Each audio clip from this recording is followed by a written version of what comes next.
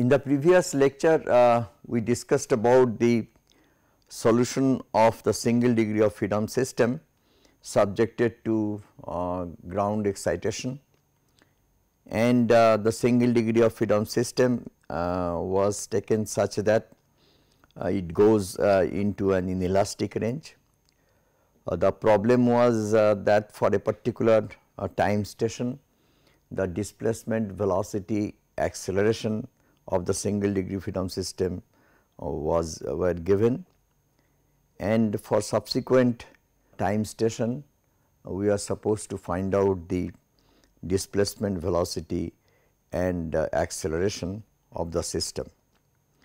The time steps were chosen such that there was a transition point when it was passing from one state to the other, and therefore all the theoretical background that were discussed when the state of the system moves from elastic to plastic, plastic to plastic and plastic to elastic, those state changes are explained with the help of that example. Now we take up the problem for a multi-degree of freedom system. This is the frame that is considered, and in this particular frame we have the different stiffnesses. For example, the bottom story has a stiffness of 1.5 K, the top story has a stiffness of 0.5 K, and the in between stories have a stiffness of K. The plastic shear capacity of the columns for the bottom column it is Vp3, for the top column it is Vp1 and Vp2, and these are the elastoplastic behavior of the column in shear. So, it is designated by a yield force in shear which is called Vp1, Vp2, Vp3 etc., and a yield displacement that is designated by xy1, xy2, xy3. The equation that we had discussed in the beginning, that was written for a multi-degree of freedom system, that is m delta x double dot plus c delta x dot plus k delta x is equal to minus m into delta x double dot g. So, in that the k is the k matrix, c is the c matrix and m is the m matrix. Now, depending upon the state of the system, the stiffness of the members are changed.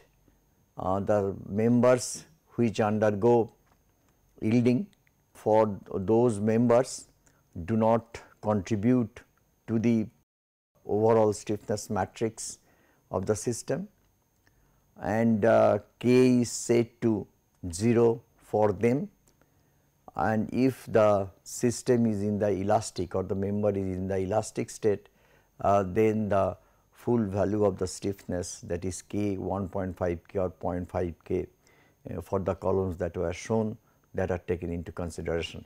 Now, in order to solve the problem, we require iteration, as we have carried out in the case of single degree of freedom system. The solution for the multi degree of freedom system is just an extension of the single degree of freedom system, and we have discussed how we developed the equation 6.11, that is k bar into delta x is equal to delta p using Newmark's beta method. Here k bar is a matrix instead of a simple one quantity that was there for single degree of freedom system, and delta p is also a vector, delta s is a vector. The k bar matrix is given in equation 6.12a, that is, it is consisting of kt, then CT and M. So, KT is the matrix which is the transition matrix or the stiffness matrix at time t. CT similarly is a damping matrix, and M matrix is the mass matrix. In obtaining the KT matrix, we take care of the yielding of the elements. If the elements, if any element has yielded, then for that, for construction of the KT matrix, we set K to be is equal to 0. Similarly, delta P vector that consists of minus M R double delta x double dot G, where R is the coefficient vector, and these M is a matrix, CT is again matrix. So, whatever equation we had in the case of a single degree of freedom system, they are M, C and K, they are replaced by the matrices M, C and K. Rest of the definitions of other parameters remain the same. Now, we explain how we go ahead for the problem which is shown in the figure 6.5. So, this is the problem that we are trying to solve. It is a 3-story frame having a stiffness of K by 2, K by 2, K by 2 for each column, and the Fy, the yield shear for the column is Fy, and Xy is the yield displacement. Fy is given as 0.15 mg, and where m is the mass of the system or this mass, and Xy, that is the yield displacement, is 0.01475 meter. Now, for this frame, we are trying to solve the problem at 3.54 second. We have to find out the responses given those at a time at 3.52 seconds. The quantities that are given is that Fk, that is at time 3.52 second, the forces, shear forces in the columns are 1.44, 0.95, 66, 0.6433. So, this is for the bottom column, this is for the middle column, this is for the top column, and all of them happens to be less than equal to the permissible yield shear for the column. Therefore, none of the columns has yielded. X dot is given as greater than 0.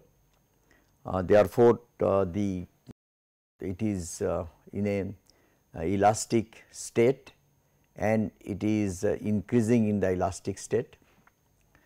The K bar matrix is given by this, and finding out the value of KT, since none of the columns has yielded. Therefore, one can construct the K matrix, and this K matrix is given over here. It is not very clear, but this is the K matrix which is computed, and this is the M matrix which is computed, and the values of the displacement, velocity and acceleration at the time 3.52 seconds are given as these.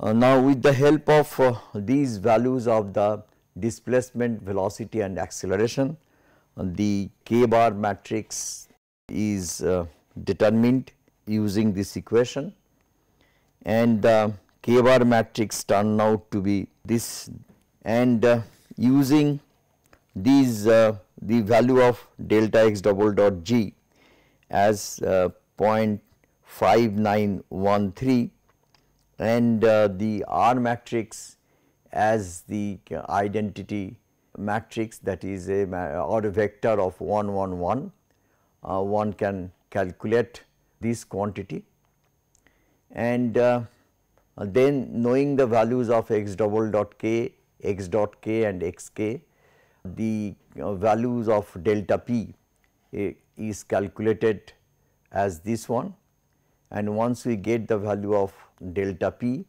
then one can find out the displacement delta x as k bar inverse delta p, and that turns out to be this. Now, from the displacement, that is incremental displacement that is calculated, from that we find out the drift between the different floors, and the drift is given shown by delta x bar. The drift for the first floor is same as the displacement itself, 0.0032. The drift for the second floor will be the displacement of the second floor minus the displacement of the first floor. Similarly, the drift for the top floor will be the top displacement minus the displacement at the second floor.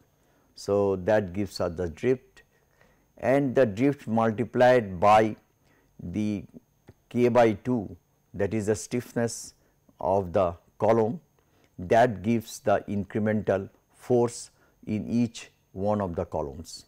At kth time station f k, the values were given.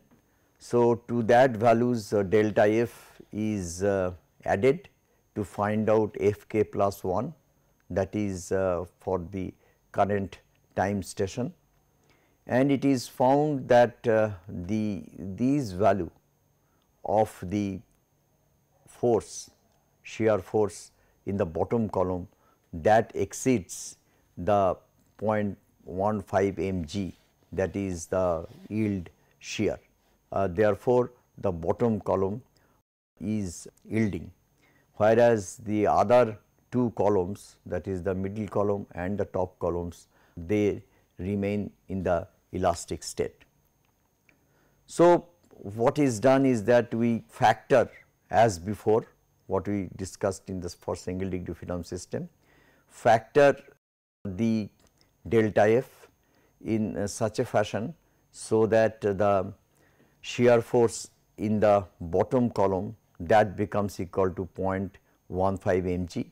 So, we multiply these value of delta f by E1, by a factor of E1, then a factor of E2 for this, and a factor of E3 to the third column, and find out the values such that the yield shear remains less than equal to 0.15 mg. So, in that way we calculated the values of E1, E2 and E3, since the column 2 and 3, or the second floor column and the third floor column, they are in the elastic range, therefore, E2 and E3 are is equal to 1. Next, what we do is that once we know these values of E1, E2, E3, which are the scaling factors for the drift, that means drift is scaled. So, we wish to obtain now the scaling factor for the displacement, so that the displacements that we have got, that displacements are scaled such that the yield shear in the bottom column becomes just equal to the or the shear becomes equal to the yield shear for the first column.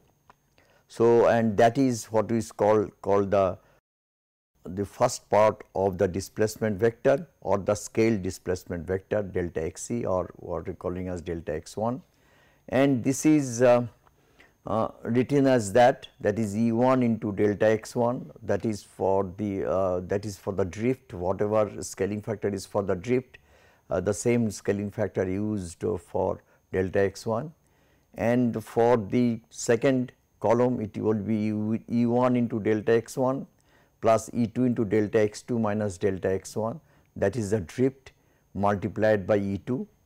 So, that is what we have done over here, we know E2.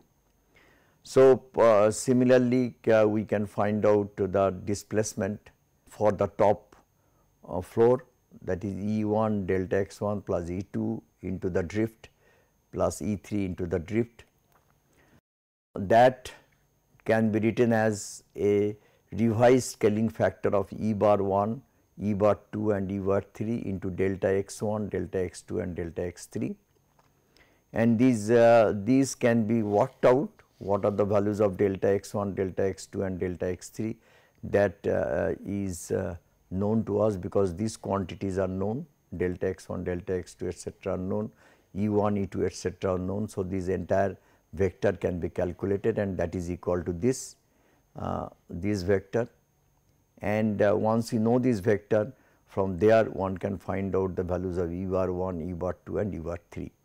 So, these are the values of the scaling factors, and with the help of these scaling factors we get the value of the delta x1 or the scaled displacement. Now, next part is the once we have scaled the displacement to bring the bottom column forces within or equal to the yield shear, then we obtain the next part of the displacement, that is the plastic displacement part. So, this plastic displacement part delta x2, that is calculated using a revised stiffness matrix, and the revised stiffness matrix is given over here. You can see that in place of 200, now it is 100, and this remains equal to minus 100. So, the matrix is changed because of the yielding of the bottom column. So, you can see here the same thing in this figure, that once the bottom column is has yielded, then there will be no contribution, or the K value for that column would be equal to 0, and the force to produce a unit displacement at the level of x1, that will be equal to only k by 2 plus k by 2. From the bottom portion no contribution will come, and k by 2 plus k by 2 is equal to k, and that is equal to 100, and that is how we are getting over here the value of 100. So, the KT is revised. From this KT we get the value of k bar, and once we get the value of k bar, then we obtain k bar into delta x2 is equal to the 1 minus E bar 1, E bar 2, E bar 3 into delta p, this E bar 1, E bar 2 and E bar 3 that we have obtained before, that is the scaling factors. So, delta p vector is multiplied by these scaling to get the value of delta p, for which we will find out the plastic component of displacement, that is delta x2. So, once we get the value of delta x2, then we get the value of total displacement delta x. Delta x is equal to delta x1 plus delta x2. Delta x1 is the scaled displacement, and delta x2 is the displacement which is the coming due to the plastification part, or we call this as a plastic part of the displacement, this we call as the elastic part of the displacement, and once we add them together we get the total displacement delta x and vector, and delta x vector comes out to be this. Now, with this delta x vector, the xk plus 1, that is the displacement at the current time step, is obtained as sk plus delta x. Similarly, one can find out delta x dot knowing the value of delta x, and from these delta x dot is computed this way, and once we obtain the value of delta x dot, we can find out x dot k plus 1, that is the velocity at the current time station vector, and after we have obtained x dot x k plus 1, x dot k plus 1, Then we try to find out the total force vector at the current time station. For that we get a delta f, and with the delta f, once we get the value of delta f, then we add delta f with fk to get the values of the fk plus 1. Now, the fk plus 1 is the yield shear, the shear at 3 floor levels, and for a particular column, and we can see that the bottom column, for that the shear is equal to the yield shear. For the other two, it remains less than the yield shear because they have not yielded. The 2 times this value is the total force. So, this f k plus 1 vector is 2 times this, because you have got 2 sets of columns in a particular floor. So, you use the equation of motion at k plus 1th station to find out the values of the acceleration vector. That is what we discussed, because if we find out the acceleration by satisfying the equilibrium equation, then the error that is introduced into the calculation that is compensated, and as a result of that there is no growth of error as the computation is carried over the time steps. Next we come to the bidirectional interaction. In the previous case, in the 2-dimensional frame, we had only one directional yielding, in the sense that in the direction of the earthquake, the entire frame, that is the plane frame, was undergoing a bending, and accordingly there was a yield shear, and whenever the column reaches the yield shear, it was assumed to be yielding.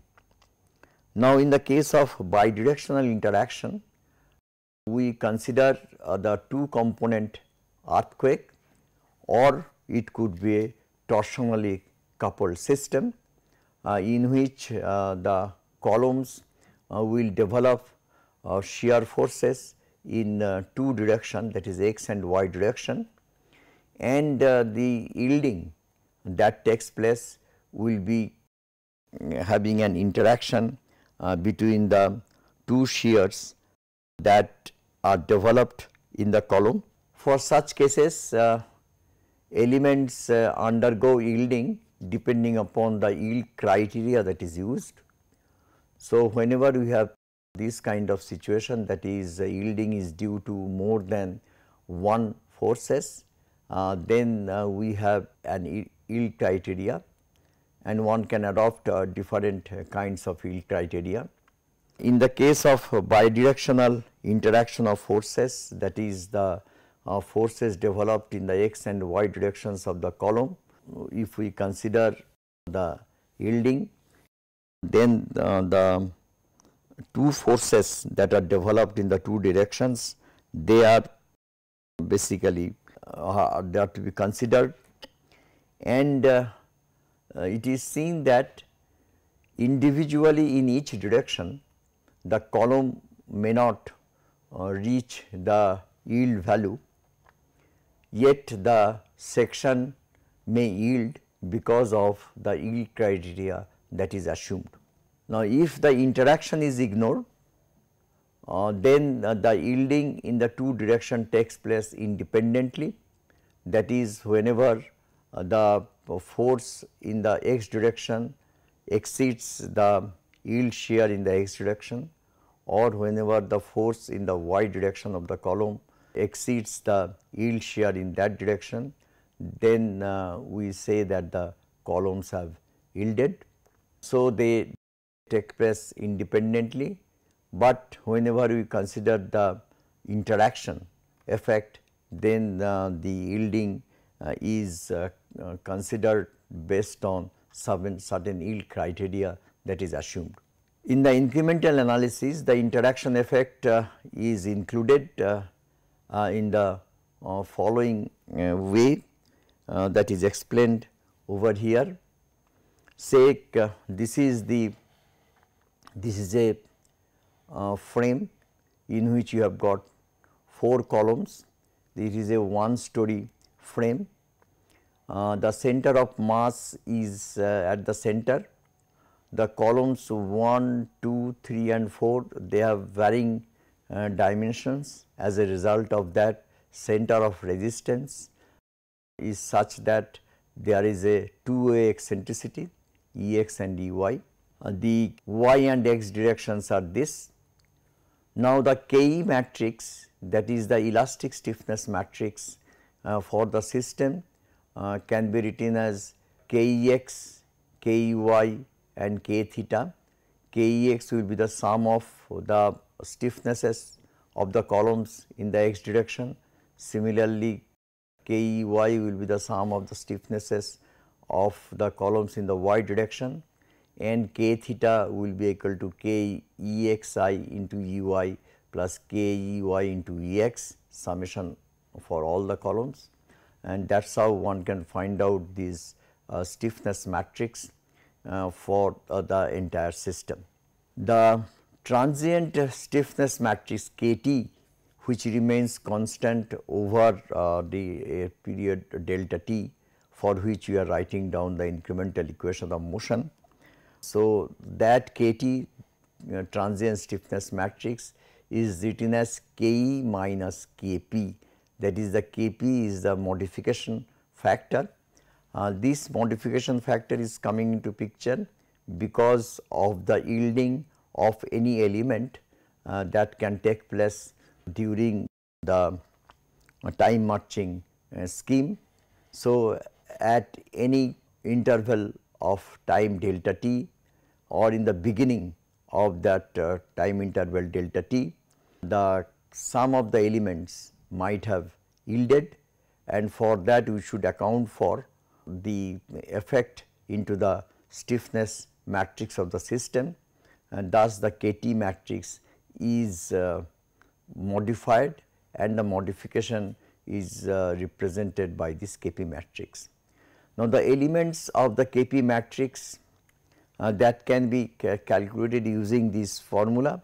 These formulas are proved in some of the papers and is available in many of the papers dealing with the plastification of the 3-dimensional frame system, in which bidirectional interaction comes into picture.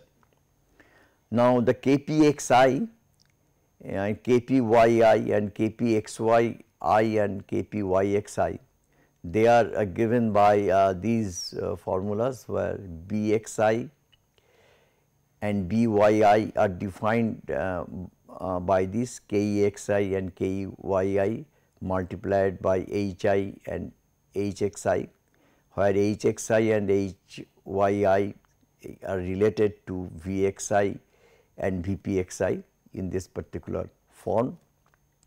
So, knowing Vxi, Vyy and the permissible yield shear for those columns, if they are known, then one can calculate Hxy and Hyi, and knowing the values of Key and Kexy, one can calculate Bxi and Byi, and once we know that, then Kpxi and Kpxyi etc. can be found out, where G basically I is given by this. Here again Hxi and Hyi, they are known, Kexi and Kyi are known.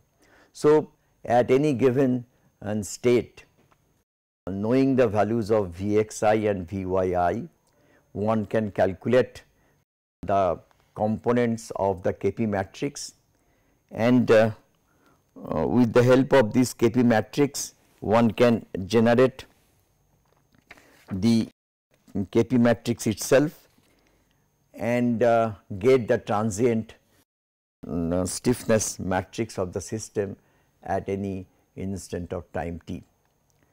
Now, if any column happens to have gone into the plastic state satisfying the yield criteria, then for that particular element we consider Kt to be equal to 0.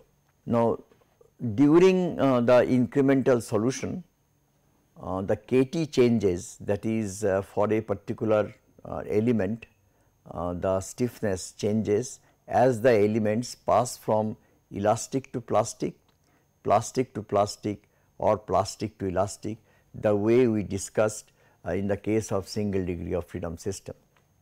When it is passing from elastic to plastic, then there is a transition point, and we should take care of that transition point into the solution, so that the displacement that takes place, the incremental displacement that takes place, consists of two parts. One is the scale displacement, we call that as the elastic displacement, and the another displacement part in which the Kt becomes equal to 0, and we get a plastic displacement. So, the scale displacement plus the plastic incremental displacement, that becomes equal to the total displacement. When the system changes from P to P, that it remains in the plastic state itself, then we check the yield condition that we will describe shortly, and whenever the system goes from plastic to elastic state, that means any element goes from a plastic state to elastic state, then we look into the plastic work done or the sign of the plastic work done. From that we decide about the transition point. The change follows EP properties of the element and the yield criteria. So, the elastoplastic properties must be given for all the elements, and the yield criteria is given by many kinds of equation. Here we take one of the very popular yield equation, which is given in this form: Vxi divided by Vpxi. Vxi is the shear in the column in the x direction for the ith column, and Vpxi is the plastic yield of the ith column in the x direction, or the yield shear of the column in the x direction. Similarly, Vyi and Vpyi can be defined, that is the quantities in the y direction, and the square of these two together is called phi I. Now, if Vpxi and Vpyi are the same, then the curve turns out to be a circular curve. If Vpxi is not equal to Vpyi, then the curve is an ellipse. Phi I is equal to 1, that is when the sum of these two quantities become equal to 1, then we say the plastification has taken place, or we say that it is the column is in the plastic state. Phi I less than 1 shows the column is in the elastic state, and phi I greater than 1 is inadmissible. And this is the check that we do basically when the system moves from one plastic state to other plastic state. That is for each column we examine or trace what is the values of phi I, and if the phi I happens to be greater than 1 when it is moving from one plastic state to the other plastic state, then that is inadmissible, and in that case one has to pull down the forces. So, that is given the next step, that is if phi I is greater than 1, the internal forces of the elements are pulled back to satisfy yield criteria. That means, we pull back the forces so that phi I becomes equal to 1. So, as a result of that, the equilibrium is disturbed the moment the forces are pulled back, and this the disturbance in the equilibrium is corrected by an iteration technique that will be described with the help of an example problem. The solution process otherwise is similar to that what we adopted for single degree of freedom system. At the beginning of the time, we check the states of the elements and accordingly obtain the transient stiffness matrix, and once we get the transient stiffness matrix, then we find out the solution for that and check the stresses in the elements, and if it violates the yield condition at the end of the time or passes from elastic to plastic, then an iteration is utilized to correct the state of the equation or to make sure that the yield condition is satisfied.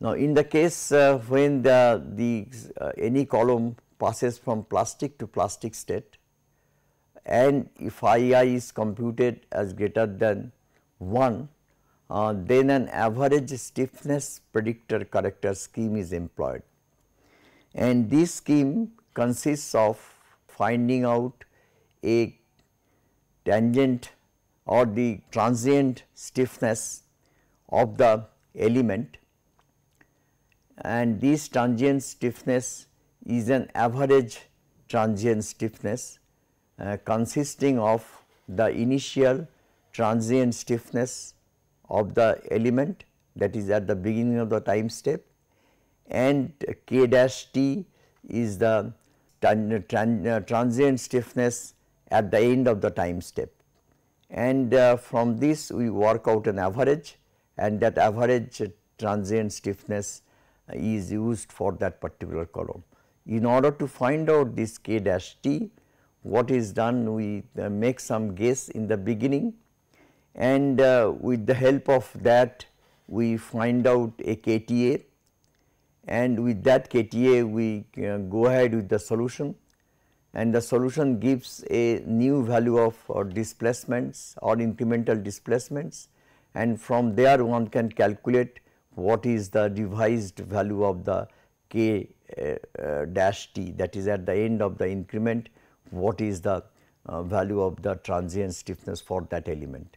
So, now that one is used to calculate now KTA, and the process continues like that till some convergence is achieved. So, this convergence is examined for both the force in the column and the displacement in the total displacement in the system. So, the incremental displacements or incremental forces that we get, that incremental displacement are examined in successive iterations, and between two successive values, or the difference between the two successive values, if they remain within some tolerance level, then we say that the convergence has occurred. Now, once the convergence is achieved, then the forces are calculated in the columns again, and the yield criteria for each one of the column is checked, and if it is found that phi I is greater than 1, then the element forces are pulled back, and this pulling back is done by this equation, that is the new force in the element, that is Fi dash is equal to the previous force Fi divided by the square root of phi I, and the say phi I here will be greater than 1 obviously. Whenever it is greater than 1, it is not admissible. So, therefore, we divide the force by root over phi I to get a revised value of the force. Now, with the new force vector, again we calculate the KTA is calculated, and the iteration is continued. For the case when the column is passing from elastic state to plastic state, there is a transition point, then it is a straightforward extension of the single degree of freedom to multi degree of freedom system. That is, we scale the displacement in such a fashion so that the yield condition is satisfied, and the total displacement consists of two parts. One is the scale displacement, other is the plastic part of the incremental displacement. So, we add these two to find out the total value of the delta x.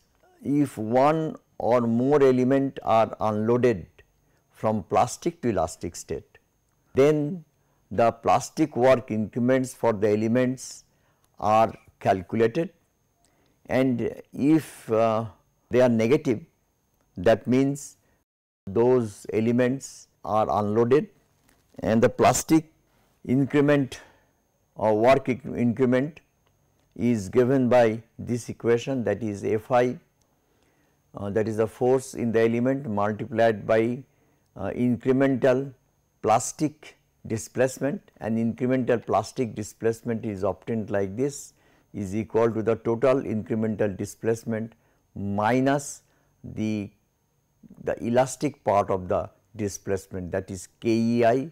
It is simply the elastic stiffness matrix of the element into delta Fi. So, that is how we calculate delta UPI, and once we know that, one can find out these plastic work increment for that element.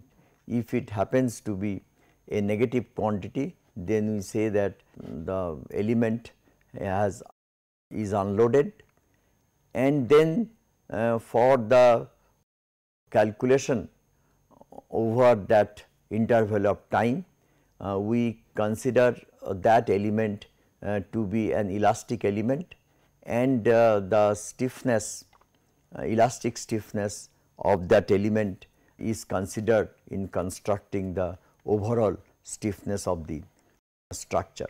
The method is explained with the help of a three-dimensional frame, which is shown in this figure. This is a three-dimensional frame having different columns with different stiffnesses.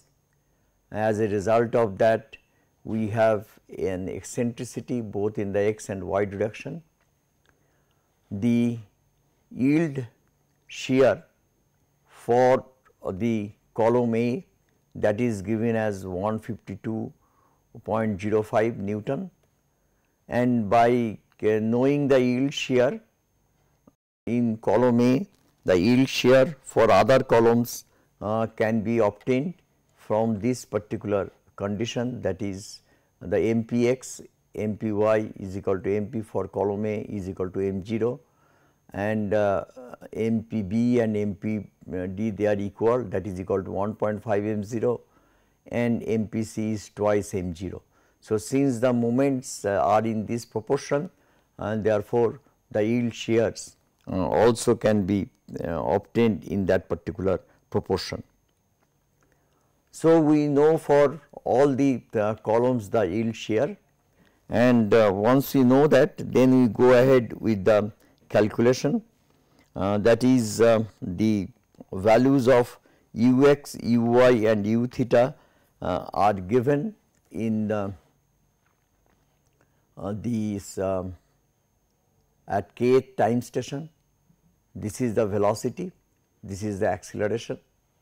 The Fk, that is the Vx, Vy and V theta is given, that is at the center of mass, the total shear in the x direction, total shear in the y direction, and the rotational shear or rotational moment, that is given as this at the kth time station. The individual shears in different columns in the x and y directions are given like this, and this is the incremental ground acceleration at given for that particular delta t. Now, the forces in the columns that are pulled back later, but in the beginning we compute the value, the Ki matrix, and once we obtain the value of the Ki matrix, then using that Ki matrix one can check, find out the solution for the problem, and we see that for each one of the columns the phi value is less than equal to 1. Therefore, Kt is simply is equal to Ke, that is the correction term Ke minus Kp, that correction term Kp does not come into picture. So, that is the initial state of the system. Now, for that initial state of the system, we compute the value of K bar, and with the help of this K bar and delta P, we get the value of delta U, that is delta U is equal to K bar inverse delta P, and we find out the value of delta F, that is Kt into delta U, and we get the value of Uk plus 1, that is the next time step, the values of the 3 displacement, that is the 2 displacement in the x and y direction and a rotation. The Fk plus 1 that we obtain, that is the total shear in the x and y direction and the rotational force over here, that we obtain at the end of the time step, and the shear forces in each one of the columns are calculated, they are shown over here, and then we check for the yield condition by utilizing this equation, and we find that for column A, B, C and D, for all the columns the yield condition is violated, that is it has become more than 1. So, therefore, the forces are to be pulled back so that the yield condition is satisfied. So, for that we calculate the EA, EB, ED and EC as this one, that is 1 by phi A square root of that, 1 by phi B square root of that, and so on. And with the help of these factors, now we go to these values, that is the delta UE is calculated, and the value of E bar is calculated as 0.83 for all the columns, where E bar x is given by this. Then delta P2 is calculated, that as 1 minus E bar into delta P. So, we get the value of delta P. Then we calculate Ex and Ey for the new state of stresses in the column. Then from there we get the values of Hxi and Hyi for each one of the column, because we know the revised value of the shear and the yield shear. From that ratio one can calculate these H values. Then one can calculate the values of Bxi and Byi, and once they are and then we calculate the Gi value for all the columns. And after we have obtained that, then the components of the Kp matrix, that is calculated using this formula, and the components of the Kp matrix are given over here, and then one calculates the Kpx, Kpy, Kp theta. so that the modified tangent stiffness matrix that comes out to be is equal to Kt is equal to Ke minus Kp. We know all the elements of the Kp matrix now, and that is how we get the value of the Kt matrix.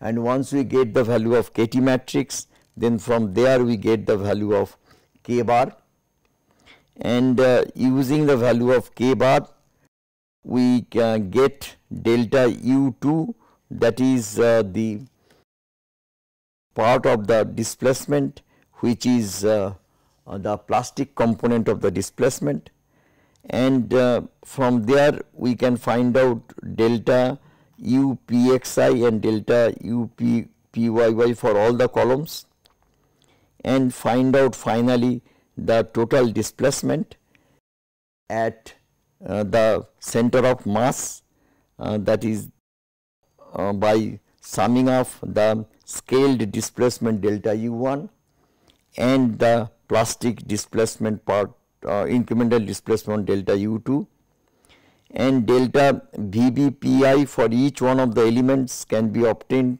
and from this delta UPXI multiplied by the corresponding modified stiffness matrix. In that you can see that the both Ke and Kp they are present, the elements of Ke and Kp are present, and finally using them we get the shear values, new shear values in the columns, and once we get the new shear values of the columns, then we apply this yield criteria and check whether the yield condition is violated or not. And for this particular problem it is found that once we make this particular modification, then the phi value for columns A, B, C, D they remain more or less equal to 1, that is no further iteration is required. So, what has been done over here is that in the beginning we have obtained the values of the shear at different columns and checked that the columns were not yielded or have not yielded. So, therefore, everything was in the elastic state. So, using now Kt matrix which does not have any Kp component, we obtained the value of delta U, that is the displacement at the center of mass, and added that displacement with the displacement at the beginning of the time step to find out the total displacement, and then we found out the revised shear forces in each one of the columns in x and y directions. And then we checked the yield condition, we found that the yield conditions were violated, and therefore, the forces in the columns were pulled back so that the yield condition is satisfied, that is phi becomes equal to unity. So, with the help of that we found out a revised value of the displacement delta U1 and delta U2, that is the two components, plastic component and elastic component of the displacements, and finally get a revised value of delta U, and that when we added with the previous displacement we found that the yield conditions for each one of the columns were satisfied, therefore, no further iteration was required.